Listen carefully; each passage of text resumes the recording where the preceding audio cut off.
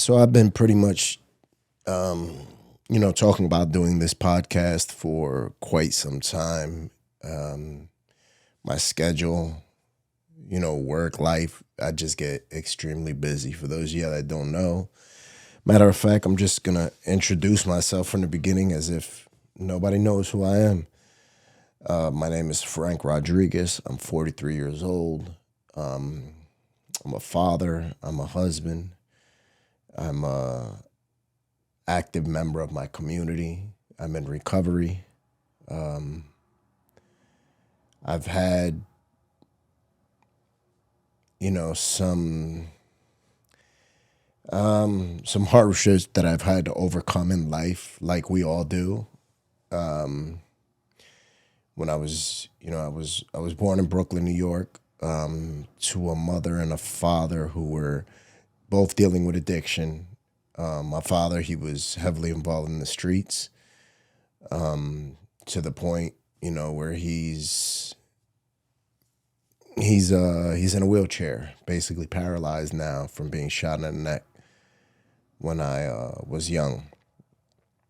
Um, like I said, everybody in my household used drugs at that time. We were living in New York. We moved to Pennsylvania when I was young, and I'm sort of going to speed through this, just because I just want to give y'all a little glimpse of who I am. People that are new to the channel. All right. So growing up, I had to deal with, domestic violence from my father. He was very hands on, physically abusive. My mother, she was in active addiction all the way up until, probably like my early 20s. She got clean. Um, I spent 17 years in the penitentiary.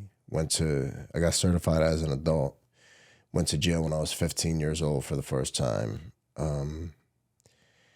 And I ended up stepping out of prison for the last time, December 23rd, 2015. And I had, times where I was home in between there. It wasn't, 17 years straight. It was basically three separate chunks of time of my life. Battle with addiction in 2004. My mother was killed, and I had to identify her body in the coroner's office. When I tried to go to sleep that night, sleep wasn't coming. 2 days later, I ended up taking a pill to help me sleep. That ended up leading to Percocets to heroin, sniffing heroin to shooting, the normal progression, right? Basically, what happens to all of us when we try to self medicate or try to solve our problems or navigate life with opiates. So I'll give you a little glimpse into my life right now. Today is December 26th, 6:16 p.m. I'm waiting. I was reached out to by Fox News to do a piece on homelessness. So I figured while I'm waiting for them, I could get some content to send out to YouTube. So yesterday was Christmas. We had a nice Christmas. You know, the kids, they had an awesome time. This Christmas has been a little different than the others in the past, just because money, money, money is a little tighter this year than usual. Because we're doing some renovations in the house, and I've been working on a building that I purchased a couple years ago, and I've been basically for the past 6 months we've been having a lot of money going out, to cover these expenses. So that's it. But at the same time, the twins, they're no longer kids. They're 18. They'll be graduating and going to college here in the next couple months. But I also got some news the other day from my father. So I haven't seen my father in, I don't remember how long. 2015 maybe was the last time that I seen my father. Um,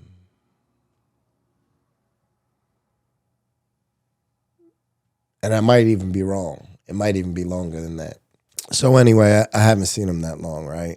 And he'll drop me messages. He watches the channel. He'll drop me a text every now and then. Um,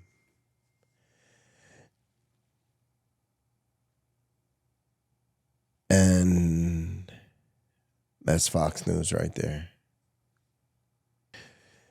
So when I read the message, it's basically my father telling me he has liver cancer. He's had liver cancer for a while now. This is the first I've known about it. I think I found out the day before Christmas, and he said he was telling me because the doctors told him that it's pretty much up for him. His time is up. His kidneys are starting to fail. He's been in the hospital numerous times. I didn't know. So there's a lot of stuff that I'm finding out now, just for the first time, and it's like weird emotions. My mother, was killed in a car accident in 2004. My sister died from an overdose a couple months ago, going on a year, matter of fact. And now my father is on his way out. And it feels weird knowing that he's the last person in the world out of the 8 billion people that has the same blood as me, and he's no longer going to be here. There's so many questions I have that I wasn't able to ask my mom, wasn't able to ask my sister, that hopefully I'll have a chance to ask my dad. I told him I'd like to come spend some time with him. He's never met my children.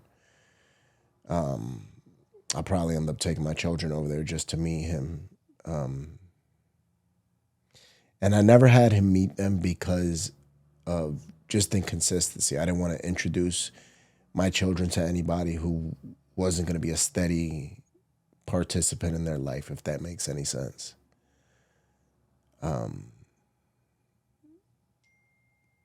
So, all right, I gotta hit this Fox.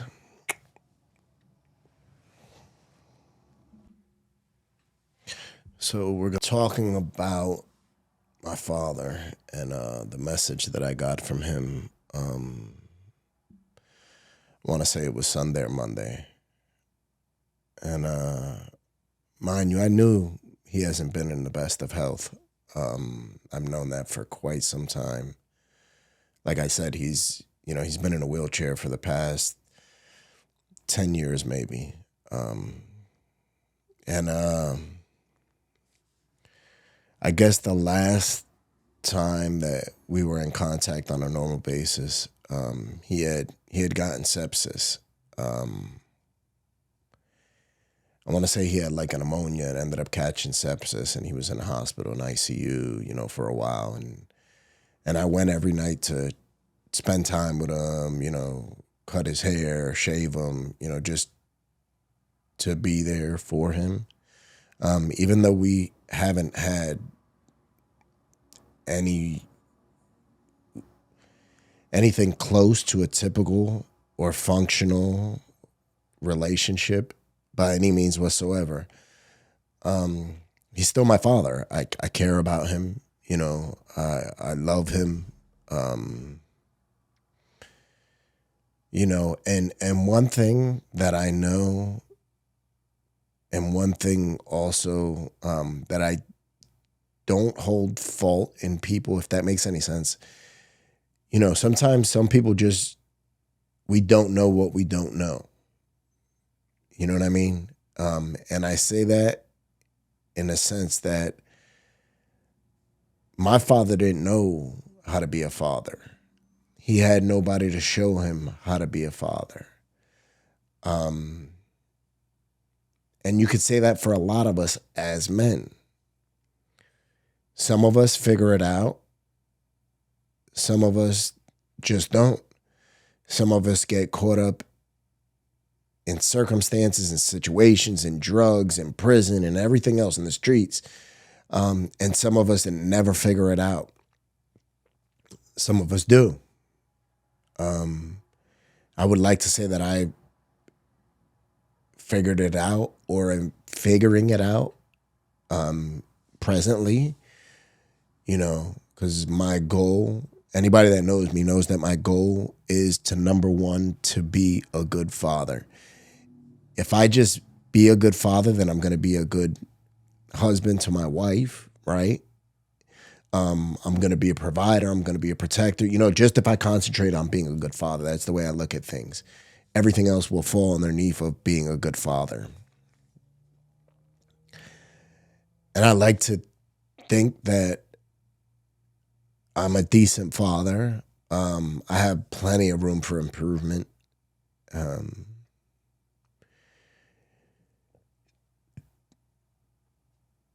some of us just don't figure it out, I think. And I could say that's the case with my father. He grew up in a very abusive situation, where my grandfather, it wasn't his biological father, was very abusive to him at a young age. And I think it was just a culmination of everything. My father, his personality, having a stepfather that was abusive, being born in the area that he was in Brooklyn at that time. It was a culmination of everything. And then you throw drugs and you throw mental health and you throw everything else on top of that. And it's just a recipe for disaster. And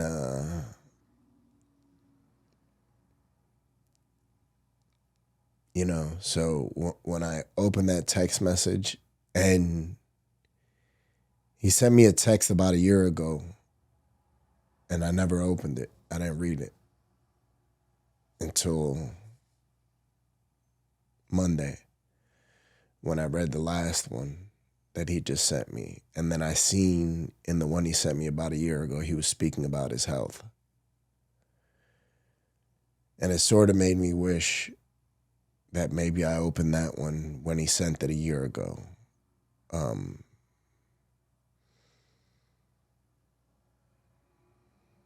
Yeah.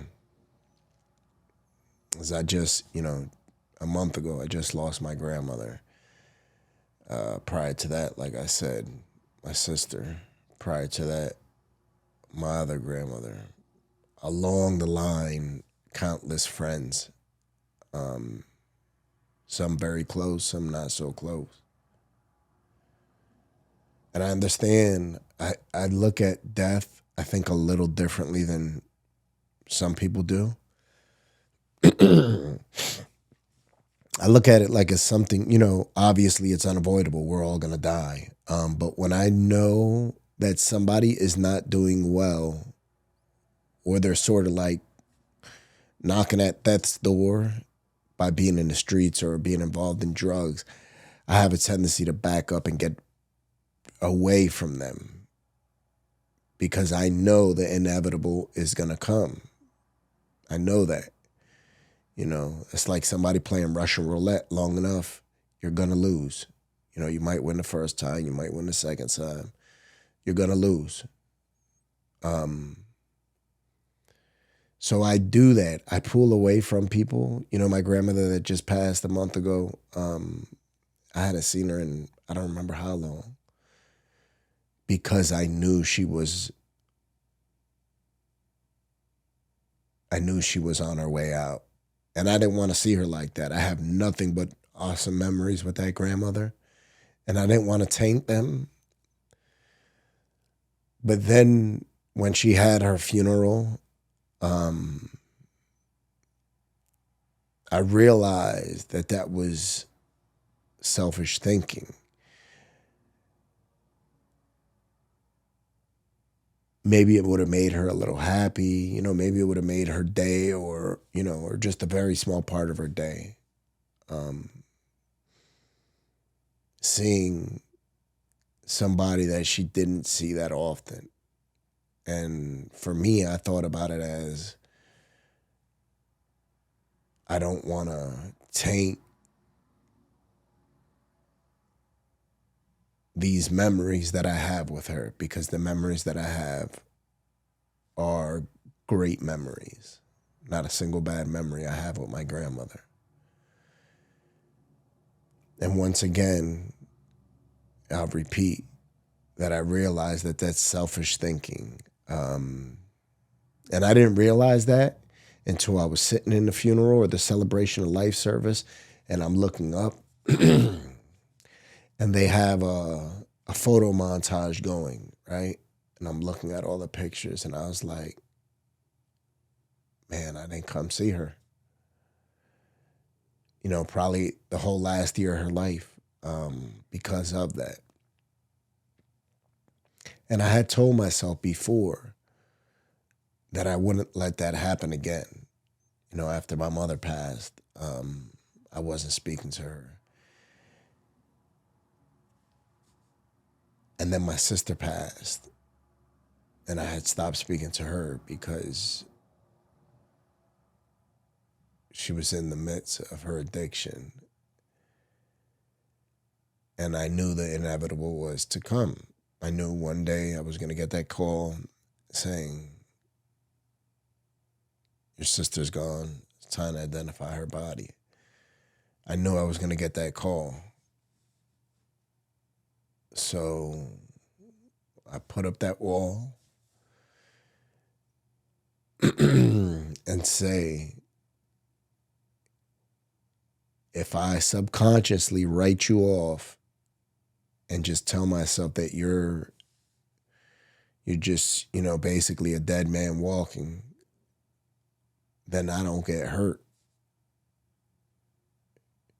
as much, right? Because we still get hurt. I just don't get hurt as much.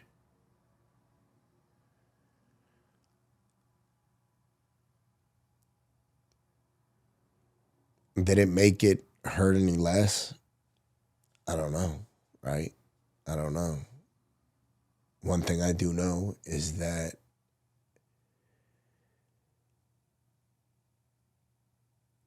those were little conversations we could have still had.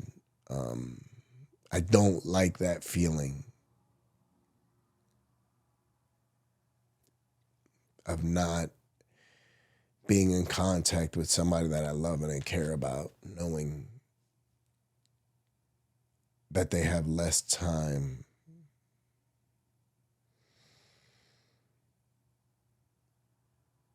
or knowing that they're closer to death.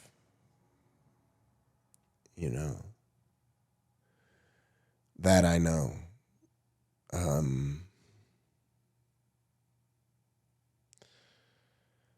Yeah. So this is, the first one of these type of videos. I'm having a podcast studio built in the basement. Once that's done, me and Rachel will get up and running. Until then, I'll probably drop a couple more of these videos like this, just to, I guess, sort of clear my thoughts, get my thoughts out there. If y'all have any suggestions of, topics or things you would like to hear, don't hesitate to let me know. Remember to be kind, loving, and patient. Thank you, guys.